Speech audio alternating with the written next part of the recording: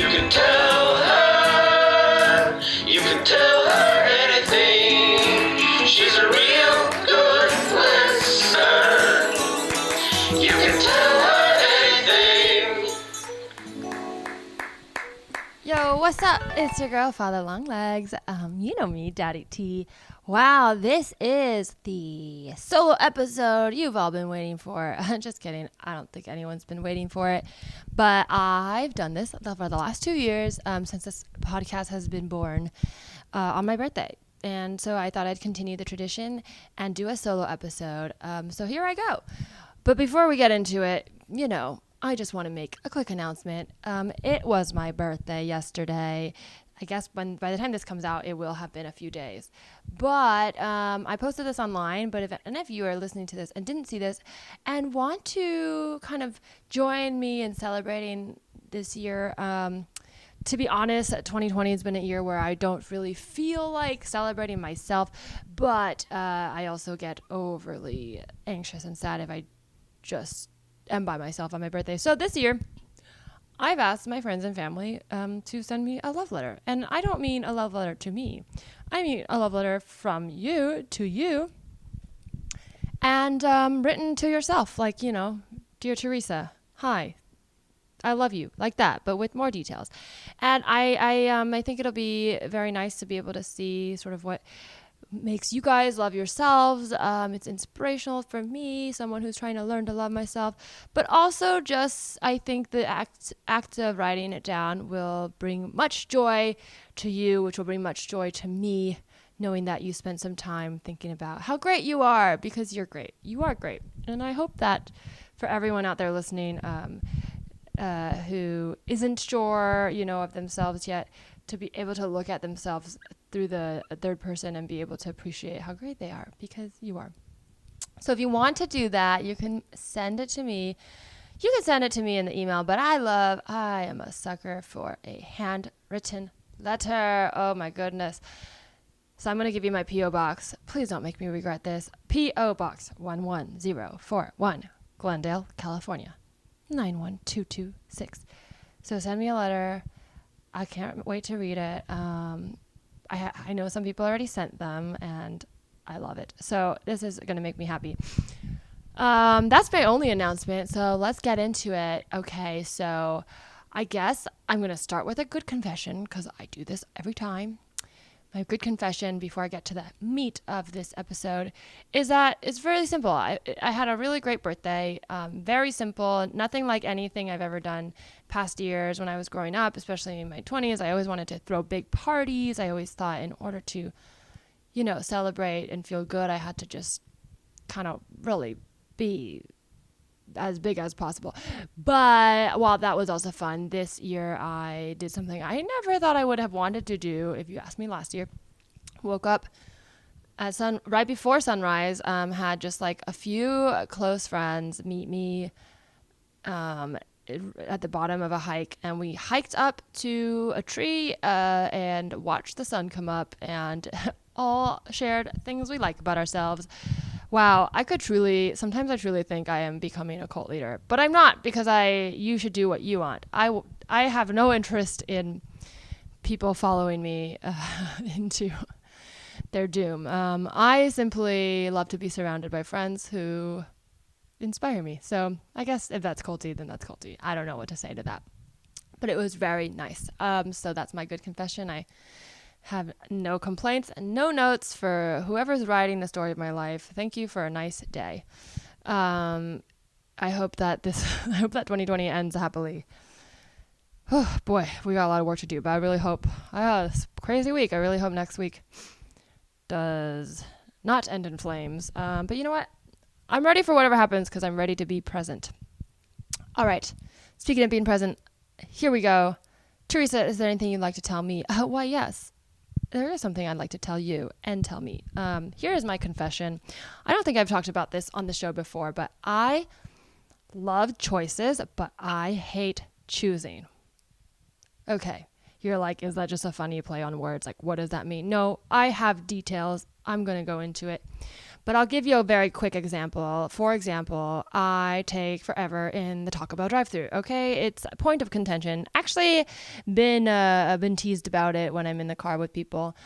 I'm never ready to order, and it's not because I don't know what I want. It's because I want to make sure I made the right choice. So I often will look at everything and, really think through it and think through different combos, permutations, analyze best value price, things like that. Some might say, oh, it's easier then, right, if you just decide what you want and just stick to it. Well, maybe, but it's not that I don't know what I want.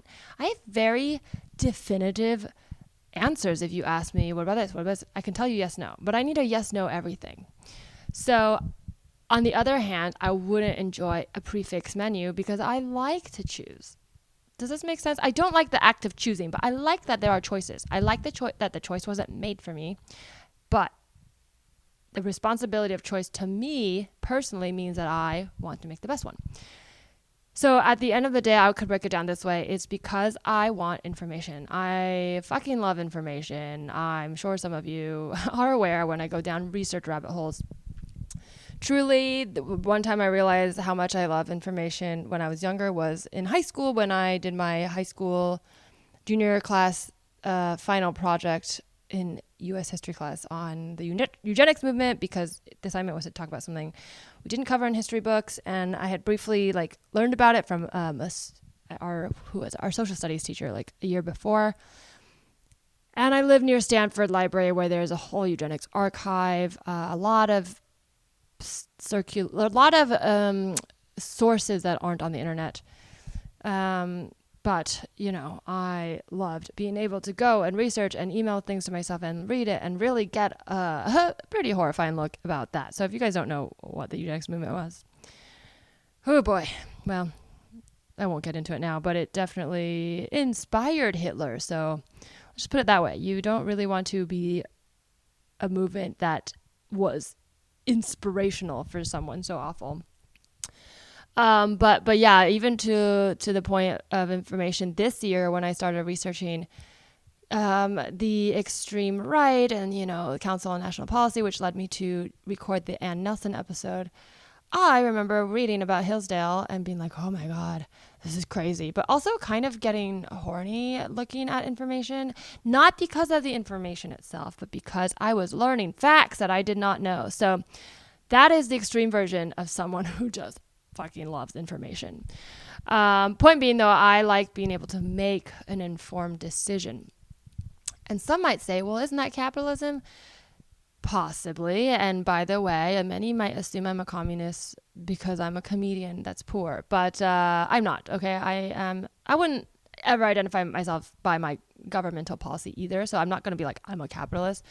I believe in human rights and freedom, okay? And neither the version of capitalism that we have or the version of communism that China has really has 100% of freedom or human rights. So fuck that.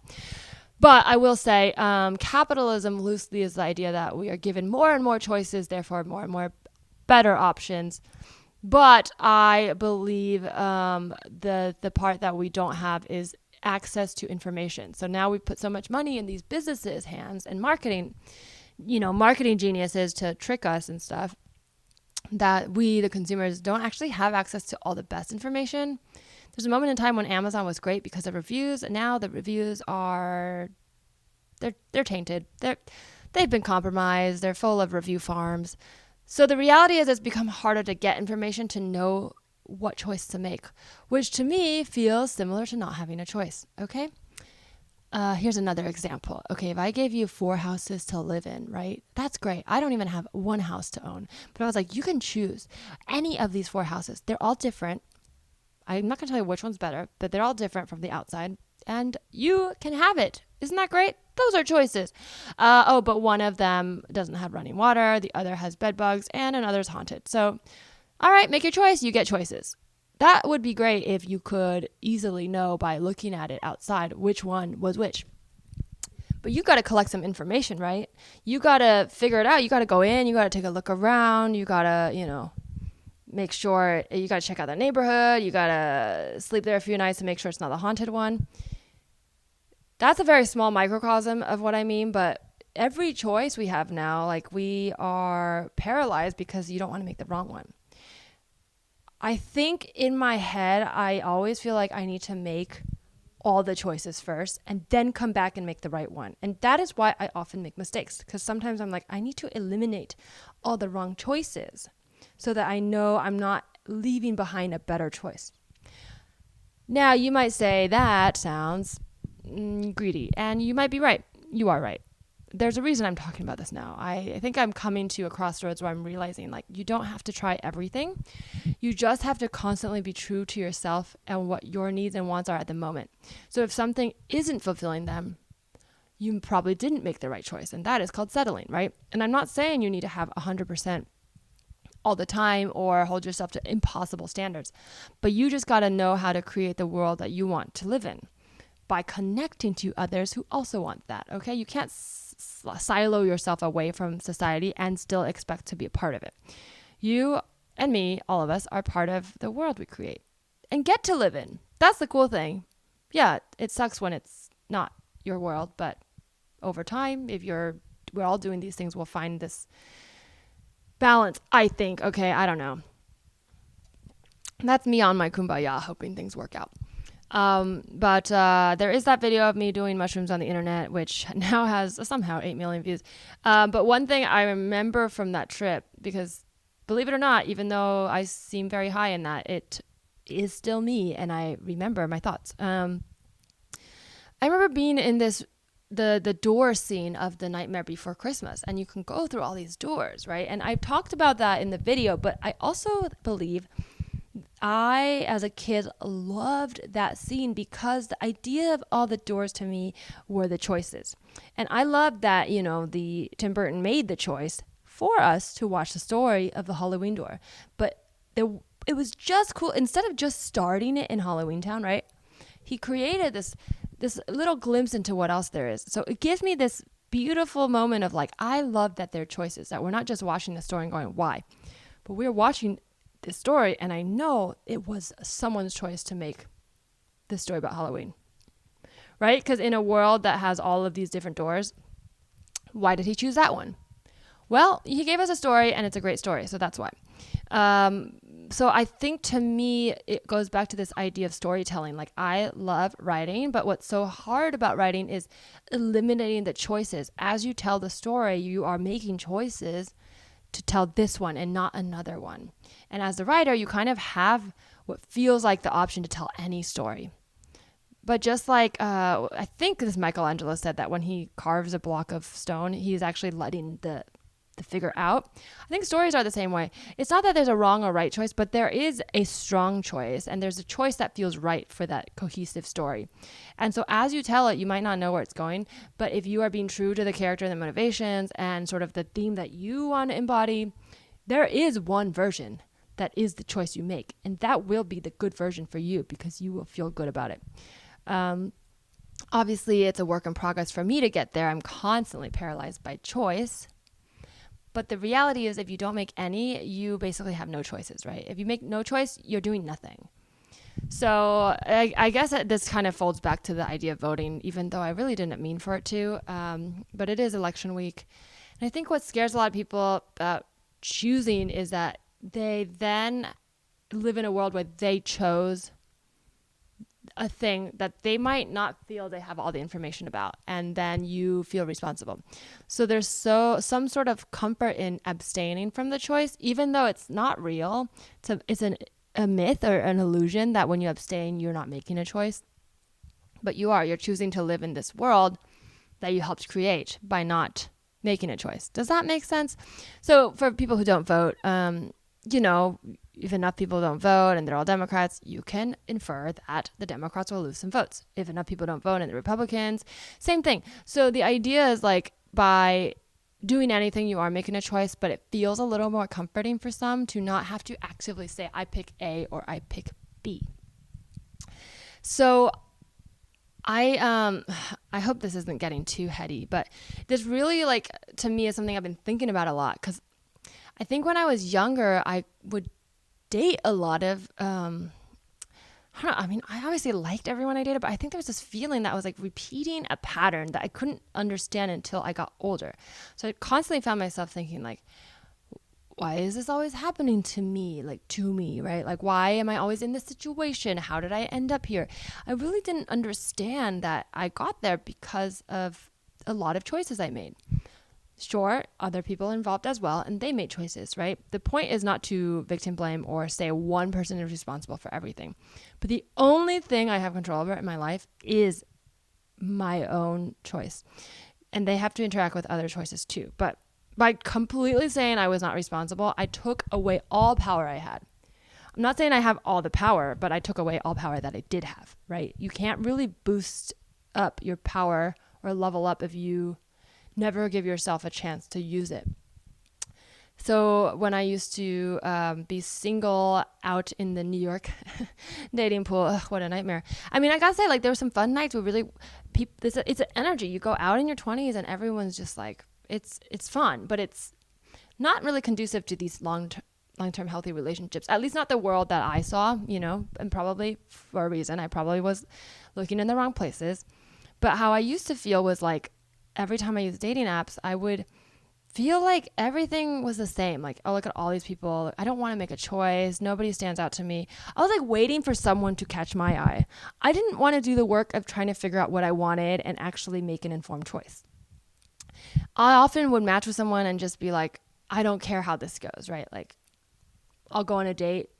I usually wouldn't really want to or look forward to it, but I'd be like, why not? I hope he changes my mind. Well, that's a terrible place to start. You go on a date waiting for someone to change your mind about not wanting to date them. I mean, I feel sorry for the people I went on dates with. I apologize. But to be fair, I didn't know myself well enough, so I wasn't giving myself, the opportunities either. But now it's a little different, right? Like, I met my boyfriend on a dating app. I would never have considered that possible because I gave dating apps a pretty solid college try, and I just never ever could connect to anybody. And I think it's because I wasn't connecting to myself before I started using it. But this time around, I remember going through a breakup last year, and then in the fall I started getting on dating apps. Tentatively, I was like, I think I'm ready to try. But to me, these were choices. I was not talked into it. I made an active choice that I wanted to try dating because I wanted to try learning healthy and responsible relationship patterns. And the only way to take the tools you've learned in therapy out into the real world is to go into the real world. There's no practice. There's no scrimmage for relationships. You enter a relationship, if you fuck up, that is someone you're hurting. But that doesn't mean you should stay away. It just means to really make sure you're prepared and equipped. You got to just continue working on yourself. So I remember entering the dating pool, and it's almost like all these 30 years that I spent fucking it up kind of all came together. And I was like, oh, I get it now. I eliminated a lot of wrong choices. So it became way easier. I don't know how to describe it. It was like night and day. It's like a 180 degree change from having absolutely no idea what I was doing, really being frustrated, to knowing how to describe myself in words that felt like me, really try to represent what I liked about myself, hoping that someone else would like those same things. Versus when I was younger, it was like, how do I appear to be a hot girl so that I'll get swiped right on? Even though reality, that's not how I present to my world. And that's also not what I like about myself, what I like about myself is just being really stupid and silly and being able to have fun. So that's kind of what I ended up going with, just what would I like to swipe on? And I have to say, I had a really good experience entering the dating pool again. First I dated a guy that I actually already had a crush on from knowing him through comedy. And we actually went on our first date on my birthday last year. And that, didn't move forward. After a month, he ended things very politely because it was one of those okay, this isn't going to be the thing. I like you, cool. And it really was great. I will have to say not practice. It was a great game. That's how I'll call it. It was a great game. So in my head, I thought winning meant, this is a bad analogy, but I'm going to keep going with it. Making it to the championships, right? Meant going long term. I'm in it. I'm the girlfriend.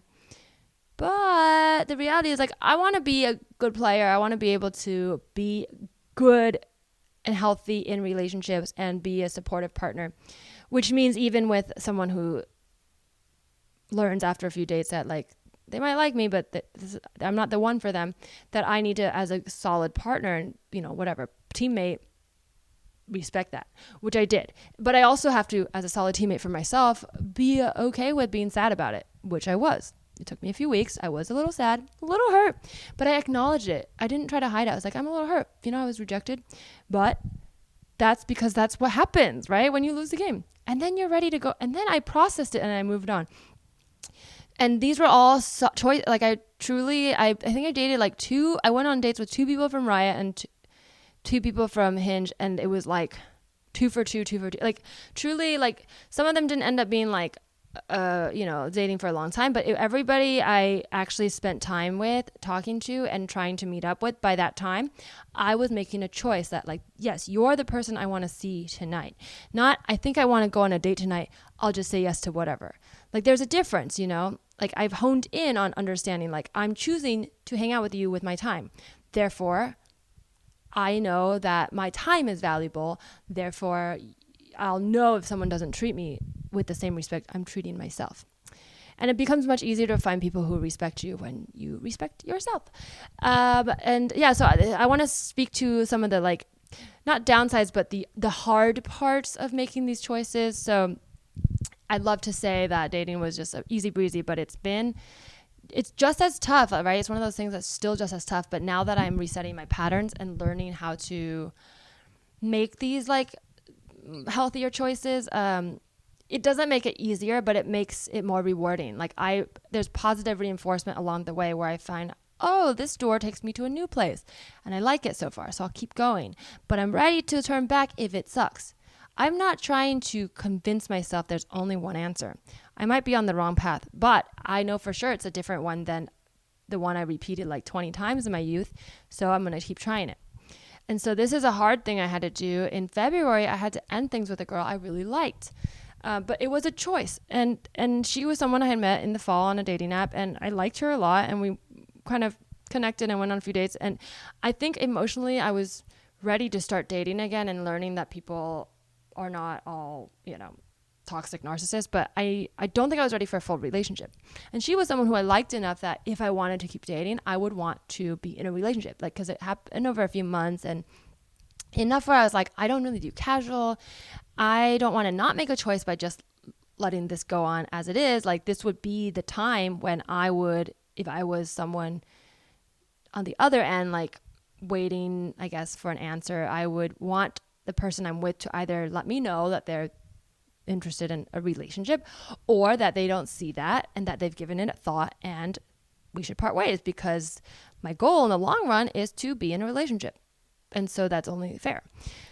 So I had to end things with her, and it was hard because, and I don't know if I handled it that well. Like, I wish I could have said all that to her, but I think I thought what was the nicest way to let her down was just to say, I don't see this going into a relationship, and that's what I'm looking for, and I don't do casual, which is all true. But I think explaining a little bit more about, like, oh, these patterns and what I have. The reality is, at the time, I really just felt like nobody wants to hear that. Nobody likes to get rejected, but they like honesty. So just be honest and let it go. But everybody's different. She's not me, right? Like, I'm someone who might not want to hear that someone's just, that I'm not the one, right? Like, I wasn't chosen, but that doesn't mean I'm not great. I don't want to hear that. But I think for her, she really wanted to hear that, because then, like, a month later, she, like, messaged me and kind of, there was unfinished business. Like, there was stuff she hadn't said that she was upset about how it ended, and feeling that I had sort of, like, not been forthcoming.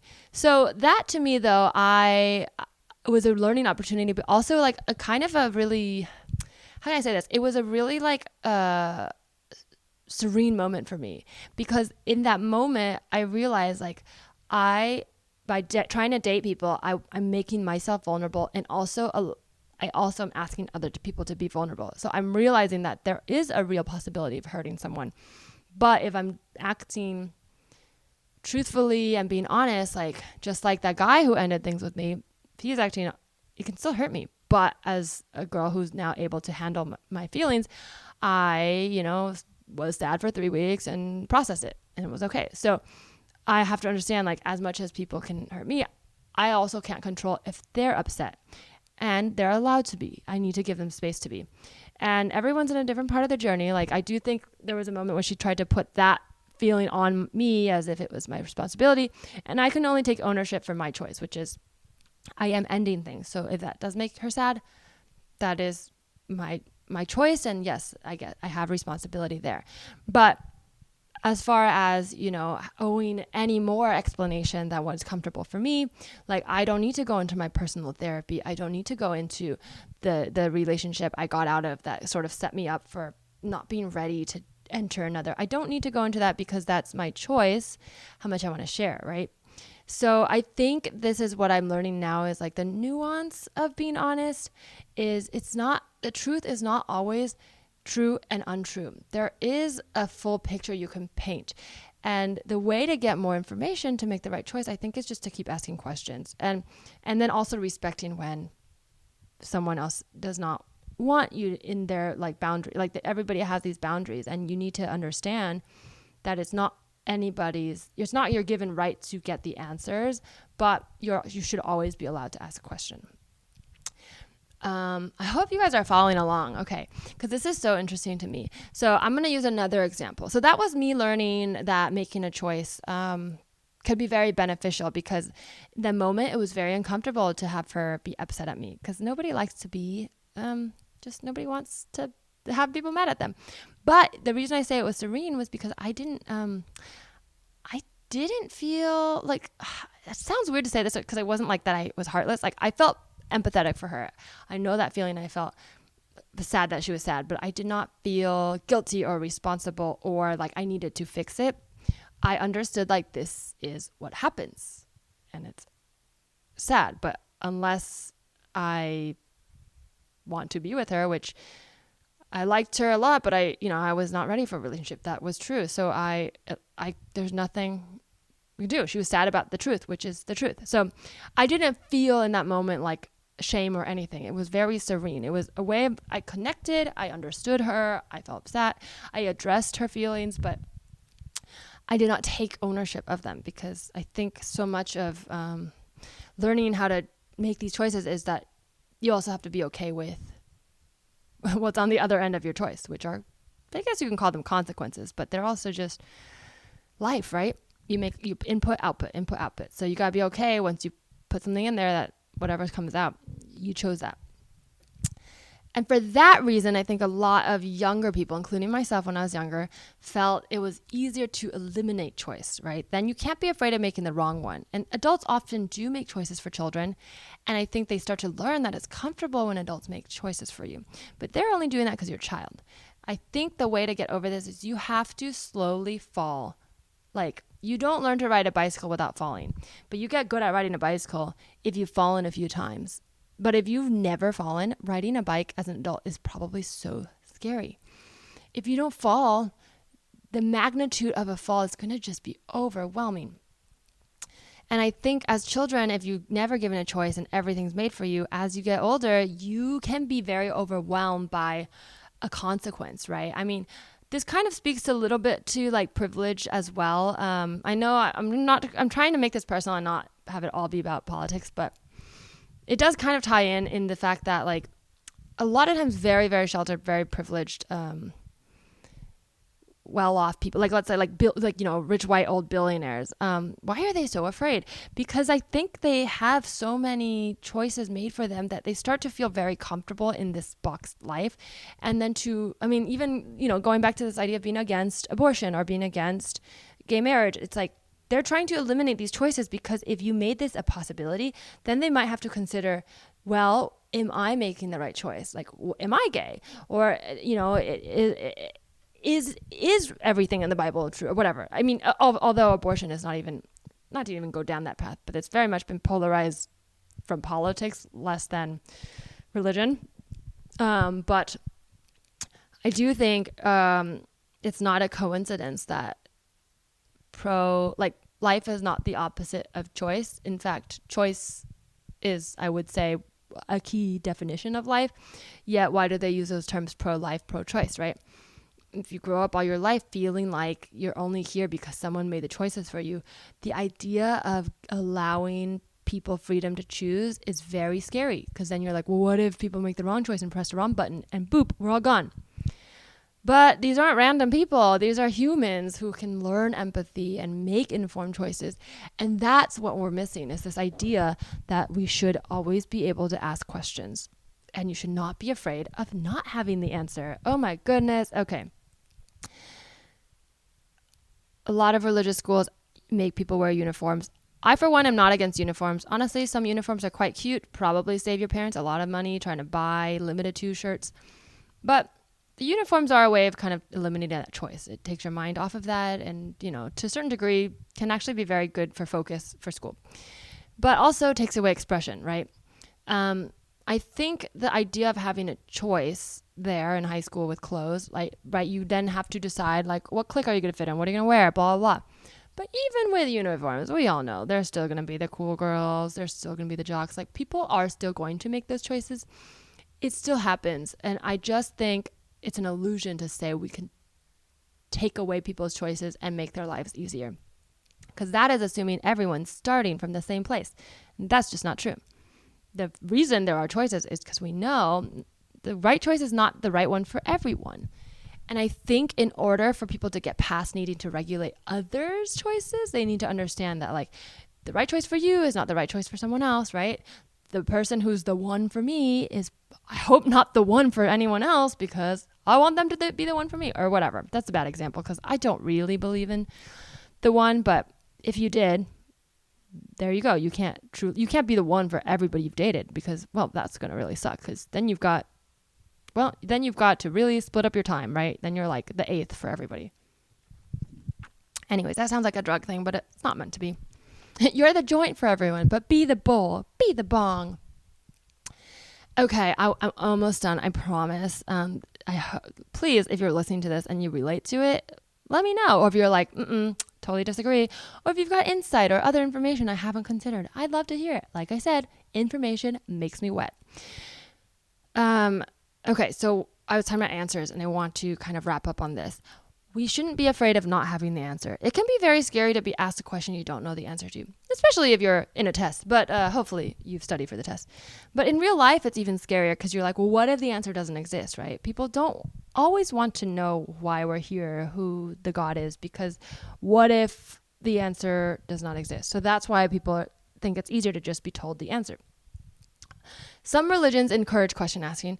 A lot of more, I guess, evangelical religions that are based on keeping the community tight and sort of no insiders, no outsiders, that kind of thing. Only insiders, no outsiders. They don't really encourage question asking, because sometimes it really does poke some holes in the theories. I will say it is really fun, as someone who this year finally started asking more questions and getting more answers. It's really fun to actually get to that point with a partner where you don't have the answers and you look together. And that used to be really scary to me. I remember one of my old relationships that was kind of unhealthy and toxic. I was constantly asking him, what do you want? Because he would act like he wanted to be with me, but then he would do something totally different. And then I would say very clearly, I want to be in a relationship with you, and it's what I want, and I'll be sad if you don't, but I'm ready to make the choice of putting myself out there. And if you don't want it, I'm ready to feel hurt. But he couldn't let me go and make that choice. So he would always say, I don't know. And then over 3 years, we really went up and down. I realized he did make the choice, right? By giving me 3 years of sort of, this emotional abuse, that is a choice, right? You can't then suddenly say, now I choose to be a kind boyfriend, or, propose and be a husband, and then eliminate those 3 years. That's part of the relationship. So I do not, looking back on myself and how I was paralyzed by choice, I do not, how do I say this? Because I don't want to say it like it's victim blaming, because it's all my fault. I do think that everybody has responsibility for their actions and how much they hurt others. But let's just put it this way. I forgive him. I don't really hold any anger or resentment towards him because I kind of understand that feeling of not wanting to make the wrong choice. But now that I understand it, I don't think I would find myself in that situation again. He was kind of I think I was afraid of asking questions I didn't want to know the answers to either, right? Like, do you love me? Things like that. It's very scary. But then I started making choices. Like, I did tell him I love you when I felt it. And he didn't say it back, and it did hurt. But now I have learned that these are, you might call them red flags, right? Because I kept dating him after that. And if I was ever in that situation again, which I don't think I will be, I will know what to do because I made a choice and I stayed present for the output and I learned from it. So that's why I think choice is important. My relationship now, I have a boyfriend now, which I've talked about. I know you guys are like, you keep talking about your boyfriend. I just want you guys to know that somebody loves me. I am lovable. That's a joke. Well, it is true. I hope. I love myself, so I am lovable.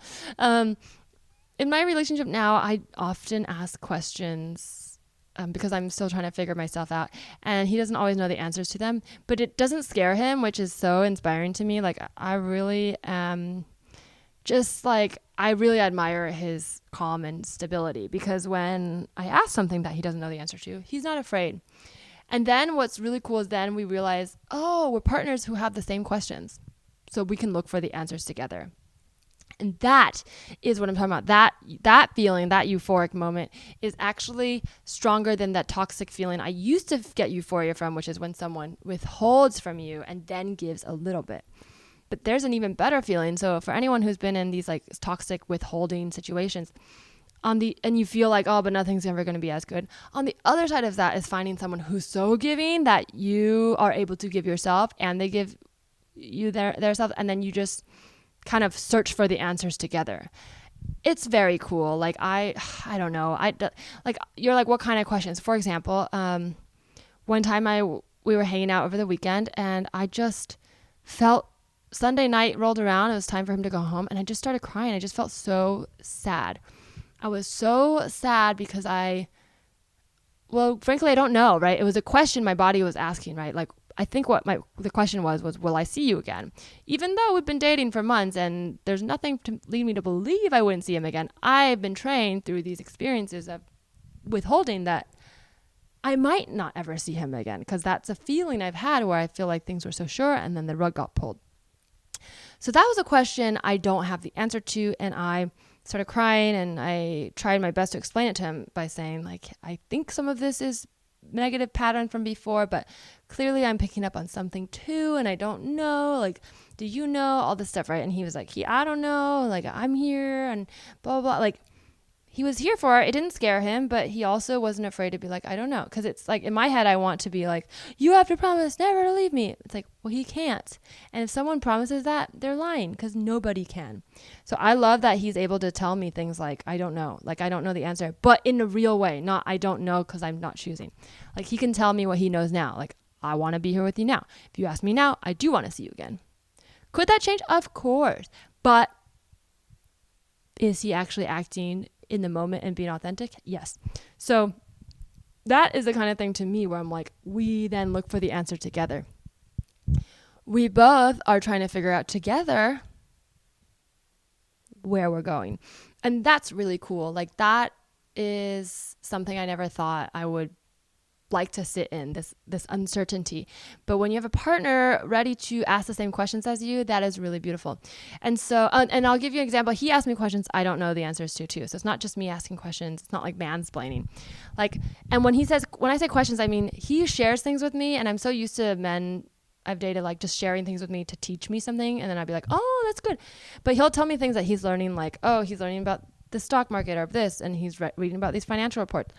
And he'll go off about it and like be like, this is so interesting, this and this and this. And I read about these numbers, and what do you think about this? And then I'll go, so what does that mean? And he says, I don't know.